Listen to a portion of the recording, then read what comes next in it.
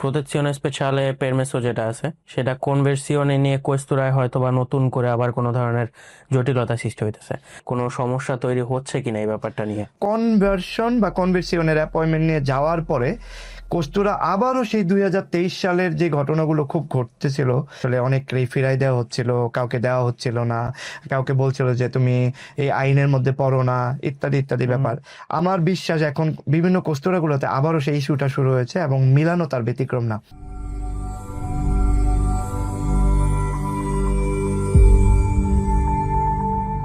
আসসালামু আলাইকুম ভাইয়া। আসসালাম। রিসেন্টলি যেমনটা শুনতে পাচ্ছি যে প্রোটেকশনে স্পেশালে পেরমেসো যেটা আছে সেটা কনভার্সিওনে নিয়ে কোয়েস্তোরায় হয়তো বা নতুন করে আবার কোনো ধরনের জটিলতা সৃষ্টি হইতেছে। তো এই ক্ষেত্রে আপনি আপনার এক্সপিরিয়েন্সগুলো কি, বা আপনি কি বলতে চাইবেন যে আসলে কি কোনো সমস্যা তৈরি হচ্ছে কিনা এই ব্যাপারটা নিয়ে। থ্যাংক ইউ আসাদুল, প্রশ্নটা আসলে খুবই গতানুগতিক, মানে এই বর্তমানে যা হচ্ছে এটার সাথে যায়। আমি খুব কয়েকটা এক্সাম্পল দিতে পারবো। রেগুলার ক্লায়েন্ট আমাদের, এবং আমি বলবো ওনাদেরকে আমরা খুব রিকোয়েস্ট তাজিলুর প্রসেস থেকে চিনি। এই ধরনের ব্যাপারগুলো বললে ভালো হয়। ইন্টারন্যাশনাল প্রোটেকশনের আবেদন করা, তারপর হচ্ছে তোমার কমিশনে রিজেক্ট হওয়া, তারপরে রিকোর্সও করে প্রতিষ্ঠান স্পেশালে পাওয়া, এই ধরনের ভাইদের কথাই আসলে পার্টিকুলারলি বলছিলাম। তো কনভার্সন বা কনভার্সিওনের অ্যাপয়েন্টমেন্ট নিয়ে যাওয়ার পরে কস্তুরা আবারও সেই 2023 সালের যে ঘটনাগুলো খুব ঘটতেছিল, 2023-এর পর থেকে আসলে অনেককেই ফিরাই দেওয়া হচ্ছিল, কাউকে দেওয়া হচ্ছিল না, কাউকে বলছিল যে তুমি এই আইনের মধ্যে পড়ো না, ইত্যাদি ইত্যাদি ব্যাপার। আমার বিশ্বাস এখন বিভিন্ন কস্তুরাগুলোতে আবারও সেই ইস্যুটা শুরু হয়েছে এবং মিলানো তার ব্যতিক্রম না।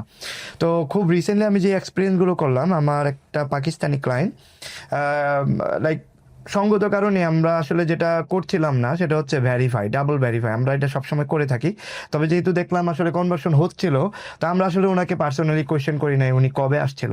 তো ওনাকে আমরা কনভার্সনের অ্যাপয়েন্টমেন্ট দিয়ে পাঠাই এবং কস্তুরা তাকে একটা 2 পেজের একটা ফোলিও ধরায় দেয়, দুই পেজে, যেখানে আসলে লেখা ছিল যে ওনাকে রিফিউজ করা হলো এই মোটিভের উপর বেস করে যে উনি আসলেই ওনার যে ইন্টারন্যাশনাল প্রোটেকশনের আবেদনটা সেটা 2023-এর মে মাসের পরে করেছিল। তো এটা আসলে আমাদের কনভার্সনের যেই ব্যাপারগুলো থাকে, আসলে কনভার্সন করতে গেলে যে ধরনের রেকুইজিটি দরকার হয়, যে ধরনের ডকুমেন্টগুলো, সাপোর্টিং ডকুমেন্টগুলো দরকার হয়, এর বাইরে আমরা আসলে দেই নাই। তো দেই না আসলে এই কারণ আসলে আমরা দেখছিলাম যে আসলে হচ্ছিল।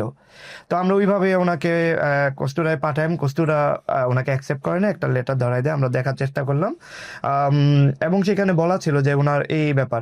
আমি ক্লায়েন্টকে পার্সোনালি জিজ্ঞেস করার পরে জানতে পারি উনি আসলেই 2023-এর পরে আসছে। পাকিস্তানে হওয়ার কারণে ওনার কমিশন খুব তাড়াতাড়ি হয়ে যায় এবং উনি ওইখান থেকে পজিটিভ পায় আর কি। তো কিন্তু যেহেতু ইন্টারন্যাশনাল প্রোটেকশনের আবেদনটা পরে, এটা কি ইতালিতে ঢোকার ডেট মে 2023 নাকি এই প্রোটেকশন ইন্টারন্যাশনালের আবেদনের ডেটটা? আচ্ছা, এখানে তোমাকে বলি, আমরা যেই ডেটে মডেল চিত্রে কম্পিলাশনে করাই আর কি, ধরো তুমি আসার পর থেকে তোমাকে কস্তুরায় ফিঙ্গার দেওয়া এবং একটা প্রভিজরিও পেরমিশন দেওয়া, সেটাই তোমার প্রমাণ আসলে। ওকে, তুমি আসছো কবে, তারপরে কস্তুরায় যে 6 মাস পরে যাও, সেই 6 মাস পরের যে ব্যাপারগুলো, এগুলো আমি দেখছি ওরা কাউন্ট করতে চেষ্টা করছে না। হয়তো বা সামনে আরো ভালোভাবে ব্যাপারগুলো বোঝা যাবে। তবে আমার এই কনভার্সিওনে নিয়ে আমার এখন যে ব্যাপারগুলো আমাদের বাংলাদেশি ভাইদের যারা আমাদের ভিডিও ফলো করে বিভিন্ন শহর থেকে, তাদের উদ্দেশ্যে বলা, আপনারা যারা ইন্টারন্যাশনাল প্রোটেকশনের আবেদন করেছেন 2023-এর আগে, আপনাদের কাছে যদি একটা প্রমাণ থাকে, ওই যে হলুদ সৌজন্যটা বা সাদা সৌজন্যটা, যেখানে অবভিয়াসলি লেখা আছে যে আমি অমুক ডেটে ইতালিতে আসছি, এবং তুমি খেয়াল করবা যখন আমাদের একটা, আমি শিওর তুমি হলুদ পেরমিসো দেখে থাকবা, হলুদ পেরমিসো থেকে কিন্তু তোমার লেখা থাকে রিলাসো, কবে আসছি, এন্ট্রাতেন ইতালিয়া কবে, এটা লেখা থাকে। পাশাপাশি উপরের দিকে তোমার এই পেরমিসোটা কবে তোমাকে দেওয়া হয় এবং 6 মাস পরে কবে এটার মেয়াদ শেষ, এই ধরনের ব্যাপারগুলো উল্লেখ থাকে। তো আমি আসলে ওদের উদ্দেশ্যে বলতে চাচ্ছি, আপনাদের কাছে যাদের হলুদ সৌজন্যটা একদম পুরানো হলুদ সৌজন্য, আপনার ব্যাগ খোঁজেন, লাগেজ খোঁজেন, যেখানে যেখানে আপনার এখন থেকে 3 বছর আগের সকল ডকুমেন্টস আছে অথবা ফোনে কোনো ছবি আছে, এই প্রমাণটা আপনাদের কাছে রাখেন, যাতে আপনারা কনভার্সন করতে গেলে এই সাপোর্টিং ডকুমেন্টটা যদি ওই কর্তব্যরত পুলিশ তোমাকে রিফিউজ করার চেষ্টা করে, তখন তুমি বলতে পারো না আমি তো আসলে এই ডেটে আসছি। আমি পাশাপাশি আরেকটা এক্সাম্পল দিই। আমাদের কাছে একটা ভাইটির নাম হচ্ছে মাসুম। নামটা বলার কারণ আছে, মাসুম আসলে উনি কনভার্সিওনের অ্যাপয়েন্টমেন্ট নিয়ে যায় এবং কস্তুরা তাকে একই কারণে রিফিউজ করে এবং তাকে বলা হয় যে তুমি যদি আমাদের ডিসিশন না মানো তাহলে তুমি রিকোর্স তার করো, রিকোর্সো TAR তার ট্রিব্যুনালের একটা রিকোর্সো। তখন আমরা ওই ভাইটিকে জিজ্ঞেস করি যে আসলে আপনি কবে আসছেন। তো উনি আমাদেরকে যে প্রমাণগুলো দিল আমরা আসলে ইমপ্রেস, কারণ সত্যিকার অর্থে ওনার স্থাত্বকন্ততে আমরা দেখতে পারি যে উনি আসলে কবে থেকে আসছে। তো একটা মানুষ যদি এই দেশে লিগাল না হয়, ডকুমেন্ট না পায়, সে ডেফিনেটলি কন্ট্রাক্টে কাজ করতে পারবে না লজিক্যালি।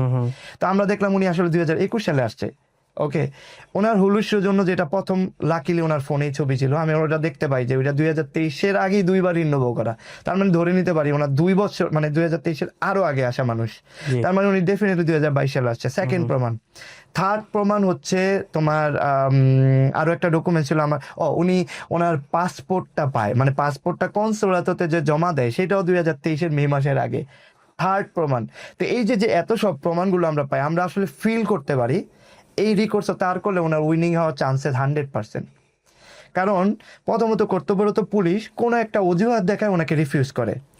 এখন আমাদের অ্যাডভোকেট ওনার যখন রিকোর্সটা করবে, একদম A to Z ওনার যে প্রমাণগুলো আছে, স্থাত্বগ্রন্থ দেখো কবে আসছে, ওনার হলুসের জন্য বা সাদাসের জন্য মদল চিত্রেতে দেখা যাচ্ছে কবে আসছে। ওকে, প্লাস পাসপোর্ট উনি যে কনসুলাত থেকে জমা করে পাসপোর্টটাও পায়, সেখানে ওনার একটা রিচিভূত আছে। তো এই ধরনের প্রমাণগুলো দিলে রিকোর্স তারে অবশ্যই ওনার জেতার চান্স আছে। এই কারণে, কারণ কস্তুরা ভুল হচ্ছে, কস্তুরা ঠিকভাবে করে নাই, তাদের মনে হচ্ছিল যে না তুমি পরে আসছো তোমারটা হবে না। তো এই ব্যাপারগুলো তো আমার আসলে আমাদের অডিয়েন্স যারা আমাদেরকে ফলো করে তাদের উদ্দেশ্যে বলছি, ভাই আপনারা যারা কনভার্সনের অ্যাপয়েন্টমেন্ট নিয়ে যাচ্ছেন মোটিভ চেঞ্জ করার জন্য, দয়া করে সাথে এই প্রমাণটা নিয়ে যান। কর্তব্যরত পুলিশ যদি কোনো কারণে আপনাদেরকে নাও দেওয়ার চেষ্টা করে, সাথে সাথে এটা দেখান, না আমি তো আসলে ইতালিতে কবে আসছি দেখো এখানে প্রমাণ আছে। ঠিক আছে, যদি আপনাকে রিফিউজ করেও দেয়, আপনার হাতে 60 days বা 60 জন্য টাইম থাকবে রিকোর্স তার করার, এবং উইনিং হওয়ার চান্সেস আছে। যারা পরে আসছেন তাদের জন্য আসলে এখনো নতুন করে বলার কিছু নাই, তবে আপনাদের ইন্ট্রেগাত হওয়ার যে ব্যাপারগুলো, এগুলো আপনাকে ভালো সাপোর্ট দিবে। বরাবরই বলে আসছে আসলে ইন্ট্রেগাত ব্যাপারগুলো কি, ভালো কাজ, ভাষা শেখা, নিজের নামে কোনো একটা প্রতিষ্ঠান থাকা, এখানে আসলে রক্তদান কর্মসূচি ইত্যাদি ইত্যাদি, এই ধরনের অনেক কিছু ব্যাপার, এগুলো দিয়ে তুমি তোমার নিজেকে ইন্ট্রেগাত প্রুভ করতে পারবা, যেটা হয়তো পরবর্তীতে কাজে লাগবে। এন্ড দেন ট্রিব্যুনালের ডিসিশনের অপেক্ষা। ধন্যবাদ ভাইয়া।